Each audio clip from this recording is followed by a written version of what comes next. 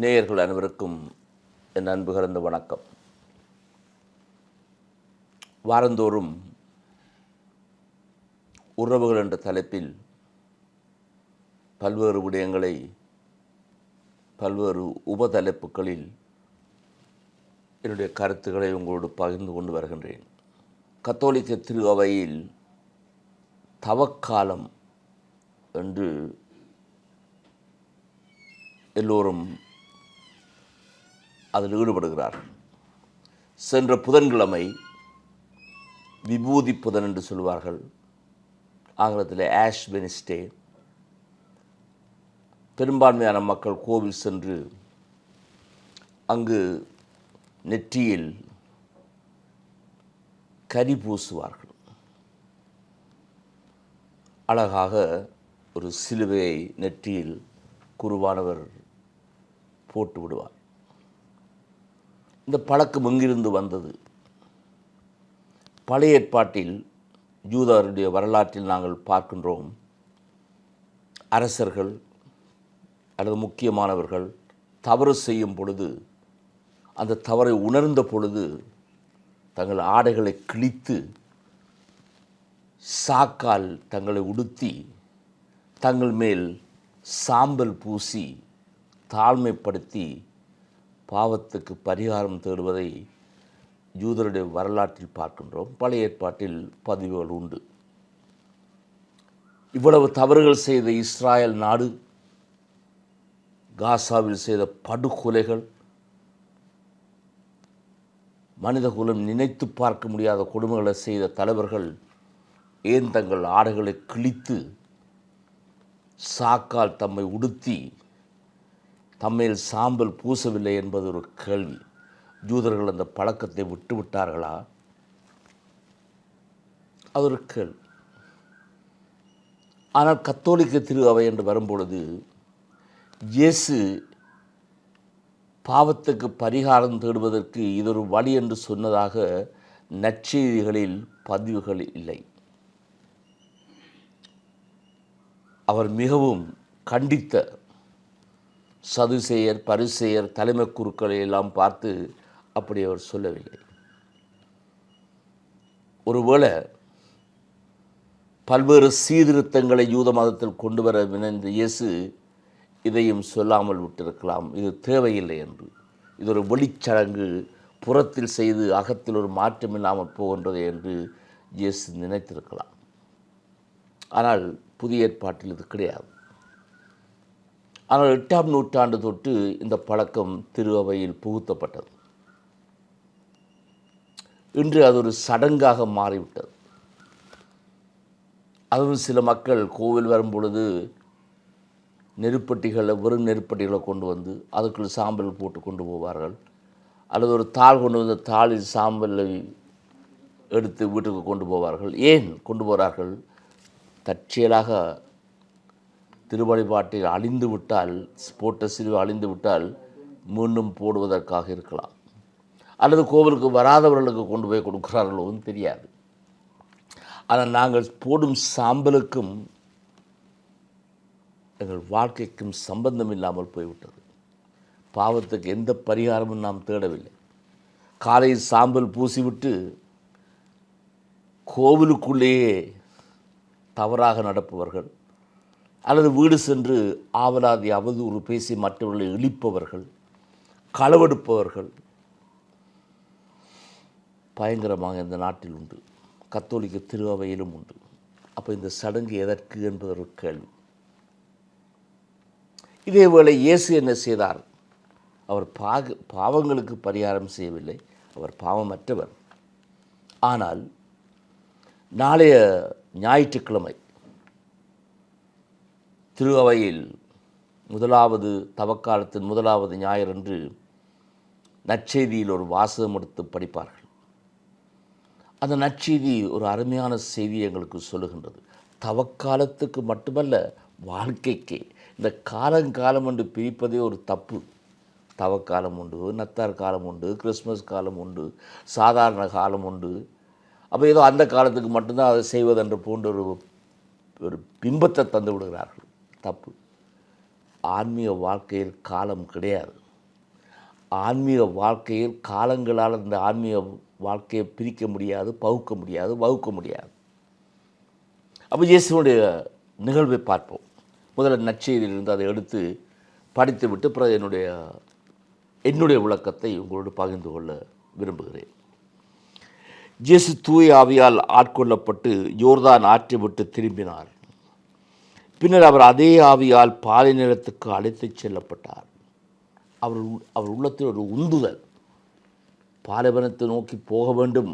அந்த பாலைவனம் நிரந்தரமான ஒரு இடமாகவும் இருக்கலாம், அல்லது அவருடைய வாழ்க்கையில் ஒரு பாலைவனத்தை தோற்றுவிக்கவும் முடியும். அவர் 40 நாள் அலகையினால் சோதிக்கப்பட்டார். என்ன இந்த சோதனை? நெடு நாட்களாக நோன்பிருந்து தனிமையிலிருந்து தன்னோடு இருந்து செபிக்கும் பொழுது அகத்தில் பல போராட்டங்கள் வரும், வந்தே ஆகும். இது ஞானிகளுடைய வாழ்க்கை வரலாறுகள் பார்க்கின்றோம். அதுவும் ஒரு நீண்ட காலம், 40 நாட்கள் அல்லது 30 நாட்கள், நாட்களை பொறுத்தல்ல, அந்த நிலை என்ன? இந்த அகப்போராட்டம். இங்கு தந்த இந்த நற்செய்தியின்படி இது ஒரு உருவகமாகத்தான் நான் பார்க்கின்றேன். ஒரு அப்படியே நடந்த நிகழ்வாக பார்க்காமல் ஒரு உருவகமாக பார்க்கிறேன். நான் அடிக்கடி சொல்லியது உண்டு இந்த உரைகளில், புராணங்கள் பொய் அல்ல, கட்டுக்கதைகள் அல்ல, அவை ஒரு செய்தியை சொல்ல வந்தவை. அந்த ரீதியாகத்தான் நான் இதை பார்க்கிறேன். அவை அவர் இந்த நோன்பிலிருந்து செபித்த பொழுது, தன்னோடு இருந்து தன்னை செபித்த பொழுது, தனது வாழ்க்கையினுடைய பணி என்ன, தன்னுடைய வாழ்க்கையின் லட்சியம் என்ன, தன்னுடைய வாழ்க்கையின் அர்த்தம் என்ன என்று தேடிய பொழுது ஒரு அகப்போராட்டம். அந்த அகப்போராட்டத்தில் முதலாவது, எதற்கு இந்த நோன்பு, எதற்கு இந்த தனிமை? எல்லா மக்களையும் போல் சாதாரணமாக உண்டு உடுத்தி மகிழ்வாக வாழலாம் தானே, கற்களை அப்பமாக்கும். இந்த நோன்பெல்லாம் தேவையில்லை, இப்படி தனிமை தேவையில்லை, எல்லோரையும் போல் நானும் நன்றாக உண்டு உடுத்தி குடித்து மகிழ்வாக வாழலாம். ஒரு முதல் அகப்போராட்டம். இரண்டாவது அகப்போராட்டம், பதவி. எல்லாம் அந்த ராஜ்யத்தை காட்டு, இதெல்லாம் உனக்கு தருகிறேன், பதவி. இயேசு மிக இலகுவாக அன்றைய நாளில் இருந்த தலைமை குருக்களோடு போய் சேர்ந்து அவரோடு வாழ்ந்திருக்கலாம், அல்லது சதுசேயரோடு வாழ்ந்திருக்கலாம். அவருக்கு ஒரு பதவியை கொடுத்திருப்பார். பதவி, புகழ், அந்த பதவியோடு வரும் அதிகாரம் மிக முக்கியமானது. பாவம். இந்த அரசியல்வாதிகள் எதற்கு அரசியல்வாதிகளாக வருகிறார்கள்? அதிகாரம். நாங்கள் தான் சட்டங்களை உருவாக்குபவர்கள். ஆனால் சட்டங்களை நாங்கள் ஒழுகுவோர் அல்ல, சட்டங்களை மற்றவர்களுக்கு உருவாக்குவோர். அதனால்தான் இந்த அரசியல்வாதிகள் மிக இலகுவில் அரசியலை விட்டு போக மாட்டார்கள். தோல்வி மேல் தோற்றம் கண்டாலும், தோல்வி மேல் தோல்வி கண்டாலும் அட்டையை போல் பிடித்து கொண்டிருக்கிறார். எங்களுடைய நாட்டில் 20 வருஷம் 30 வருஷம் அரசியல் இருந்து என்னத்தை சாதித்தார்கள்? எதுவுமே இல்லை. மக்களை தூக்கி எறிந்து விட்டார்கள். ஆனால் போக விருப்பமில்லை. ஏதோ பின்கதவால் முன்கதவால் வந்து அங்கு அமர்ந்து விட வேண்டும். பதவி மோகம் எல்லாருக்கும் உண்டு, எல்லாருக்கும் உண்டு. ஒரு அகப்போராட்டம். வேண்டாம் இந்த பதவி, இயேசு சொன்னார். மூன்றாவது, நீ உண்மையிலேயே இறைவனுடைய மகனாக இருந்தால், உன்னிடம் தெய்வீகம் இருந்தால், இந்த கற்பாறையிலிருந்து குதி, உன்னை தேவதூதர்கள் தாங்கிக் கொள்வார்கள். செக்யூரிட்டி, பாதுகாப்பு. 3 முக்கியமான அகப்போராட்டங்கள். ஒன்று, உண்டு குடித்து மகிழ்வாக வாழ், வீடுகளை கட்டு. ஒரு வீடு போதாது, பல்வேறு வீடுகள், சொகுசாரம் வாகனங்கள்.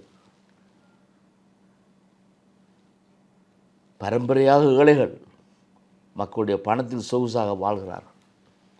எல்லோருக்கும் அந்த ஆசை உண்டு, எல்லோருக்கும் உண்டு. ஆசை தப்பல்ல.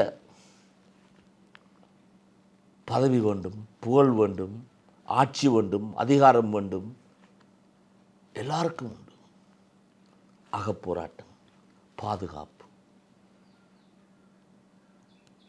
உடல் ரீதியான பாதுகாப்பு, உளவியல் ரீதியான பாதுகாப்பு எல்லாருக்கும் தேடுகிறோம். இதுதான் இந்த அகப்போராட்டம். இந்த அகப்போராட்டத்தை தான் உருவகமாக பிசாசு சோதித்தது என்று நாங்கள் சொல்லுகின்றோம். பிசாசு வெளியால் இல்லையே, பிசாசு எங்களுக்குள்ள தானே இருக்குது. இந்த பிசாசு தானே ஆசைப்படுகிறது, இந்த பிசாசு தானே ஆட்சி செய்ய முனைகின்றது. இயேசு என்ன சொன்னார்? எனக்கு எதுவும் தேவையில்லை, போ, இந்த போராட்டத்தில் மீண்டு வந்து கடவுள் ஒன்றே, அவரை தேடு, கடவுள் ஒன்றே, அவரை தேடு. அதான் அவருடைய வாழ்க்கை பயணம், அதான் அவருடைய வாழ்க்கை பணி. அப்போ எங்களுக்கு என்ன செய்தி? இன்று வாழுங்கள் மக்களுக்கு. இயேசு அகத்திலிருந்து தூண்டப்பட்டுத்தான் வனாந்தரம் சென்றார். அல்லது வனாந்தரம் என்று சொல்லி ஒரு இடமாகவும் இருக்கலாம்.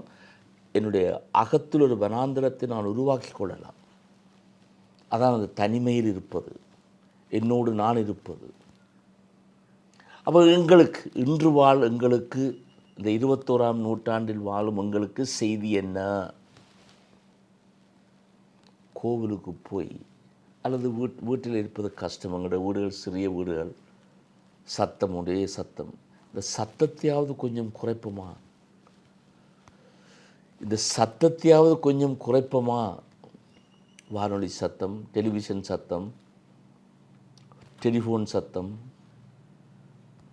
சத்தத்தில் எப்படி என்னுடைய வாழ்க்கை பயணத்தின் நோக்கத்தை தேடுவது? முடியாது. ஆகவே தனிமையிலிருந்து பழகுவோமா?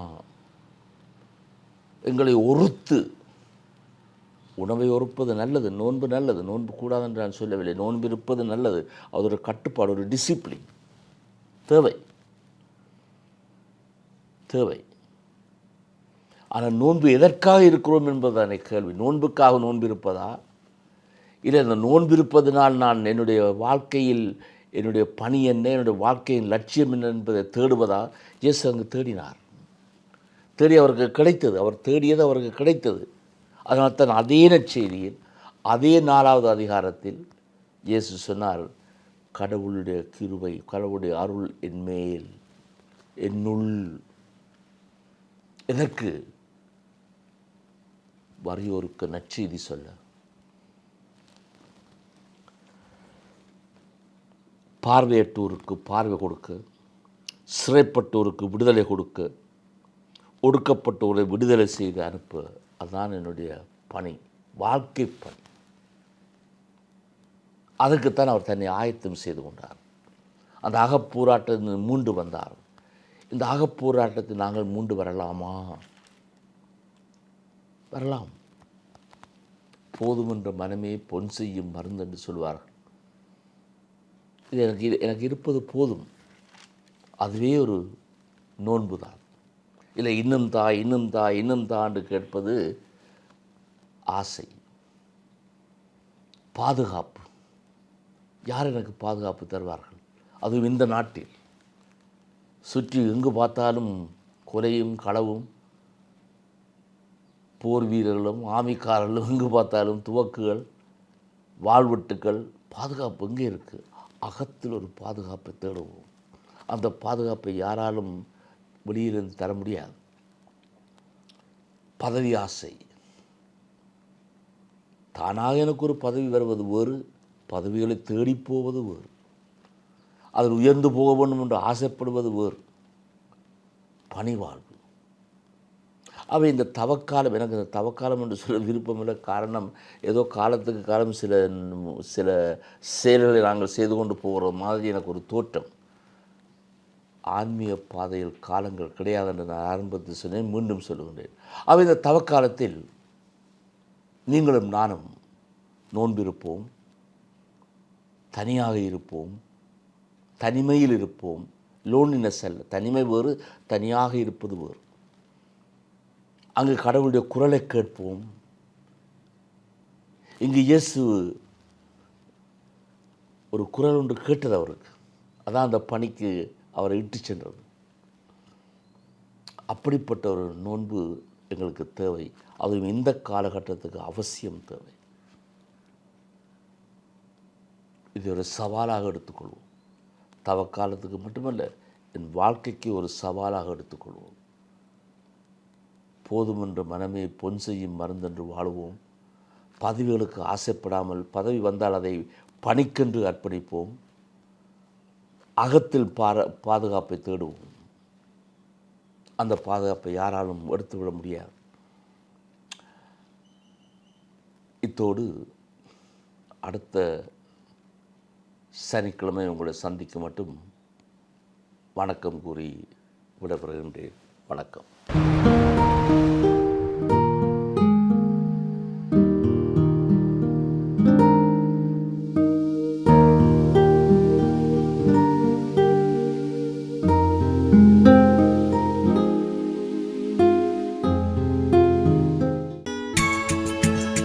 ஹோலி மேரியில் புத்தம்புது நிகழ்ச்சிகளை உடனுக்குடன் பார்த்து மகிழ எமது Facebook மற்றும் YouTube பக்கத்தை லைக் செய்யுங்கள்.